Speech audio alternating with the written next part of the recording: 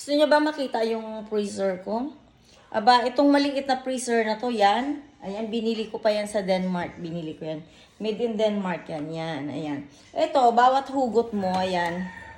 Bawat hugot mo, oh, ayan. Ayan, pinagkakakitaan ko. Ice candy. Punong-puno ng ice candy yan, guys. Punong-puno ng ice candy. Kahit ganito lang kaliit ang freezer ko, may pakinabang yan. Oh, ayan. Ayan. Dito sa baba, yellow. O, diba?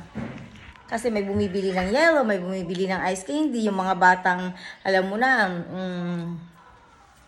mga bata ngayon walang pasok. Pero madalas dumadaan sila dito, pumupunta ng ilog. Minsan naggagala-gala lang dito, bibili yan. Eh, sayang naman yung tag-piso-piso, di ba, na magkaroon ka ng income sa isang araw. Alam mo yung piso, hindi mo dapat ikahiya yun. Kasi magpasalamat ka, mayroon kang income na piso-piso. Alam mo, nakakaipon ako. Dito, yung mga barya-barya ko, minsan nakakaipon ako 2 days, 3 days, lalo na kapag may pasok.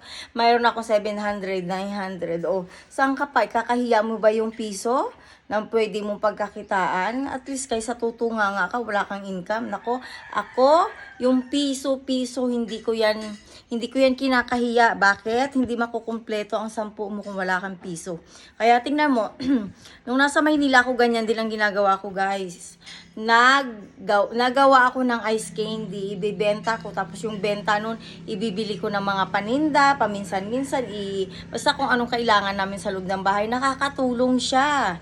Kasi yung, sa totoo lang, yung kita sa ice candy, malaki. Kumpara sa magbibenta ka ng juice, mas marami kang income kumpara sa yung magtinda ka ng juice na yan, yung tag-5, tag-10, yung ganun. Akong ginagawa ko, bibenta ako ng juice, tapos kapag gabi or hapon, na alam ko na hindi na maibenta, gagawin ko yung ice candy. Ganun ang ginagawa ko araw-araw. Kaya wala akong tinatapon o sinasayang na juice. Basta pwede kong gawing ice candy later. O yun lang, sinabi ko lang, yung laman ng freezer namin, yun nga. At doon ako kumikita sa araw-araw na doon ako kumukuha ng pambili ng ulam namin. Minsan, maipon yan, bibili ko ng bigas, yung ganun. O diba, okay yun, kaysa nakatunganga ka. Mag-aabang ka ng chismis ng kapitbahay mo, wala ka namang nahita, kundi kaaway. Kaaway ang nahihita ng mga taong chismusa at laging nganga, laging gutom, wala.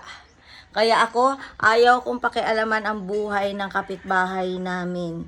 Kung nag-i-enjoy sila, nag-i-enjoy ako. Yun ang life na gusto ko. Ayaw kong maging toxic sa buhay nila. Bakit? Ay, buhay nila yun. Bakit ko sila pakikialaman?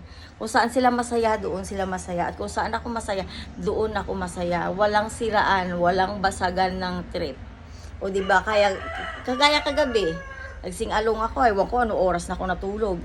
Tulog na tulog ang nanay ko. Siyempre, habang kinakantahan ko, tulog na tulog ang aking inay. Oh, yun lang. Yun lang, guys. Bye! Please subscribe and please like and share. Thank you so much sa mga basta nanonood ng video ko. At salamat din sa mga basher and haters ko. Sorry guys, ako talaga to eh. Ako to, it's me. For short, Rhodes for shorts.